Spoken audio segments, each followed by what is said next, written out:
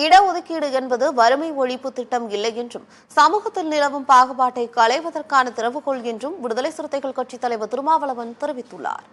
SC ST பணியாளர்களுக்கு பதவி உயர்வில் இடஒதுக்கீடு வழங்க சட்டமன்றத்தில் தனி சட்டம் இயற்றக் கோரி விடுதலை சிறுத்தைகள் கட்சி சார்பில் சென்னை வள்ளுவர் கோட்டத்தில் கவனஈர்ப்பு ஆர்ப்பாட்டம் நடைபெற்றது.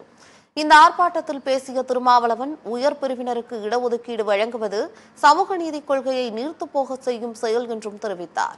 இடஒதுக்கீடு என்பது வறுமை ஒழிப்பு திட்டம் இல்லை என்றும் சமூகத்தில் நிலவும் பாகுபாட்டை களைவதற்கான திறவுகோல் என்றும் குறிப்பிட்டார். எஸ்சி மற்றும் எஸ்டி பணியாளர்களுக்கு பதவி உயர்வில் இடஒதுக்கீடு வழங்கும் வரை போராடுவோம் என்றும் திருமாவளவன் தெரிவித்துள்ளார்.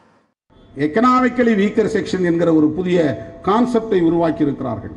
இது உள்ளபடியே முன்னேறிய சாதியில் உள்ள ஏழை எளியவர்களுக்கு தரப்படுகிற உரிமை அல்ல. சமூக நீதி கோட்பாட்டை நீர்த்து போக செய்வதற்கு அவர்கள் செய்திருக்கிற செயல் தந்திரம் இது. இடஒதுக்கீடு என்பது வறுமை ஒழிப்புக்கான திட்டம் இல்லை. இடஒதுக்கீடு என்பது சமூகத்தில் நிலவுகிற பாகுபாட்டை ஒழிப்பதற்கான திட்டம் அது.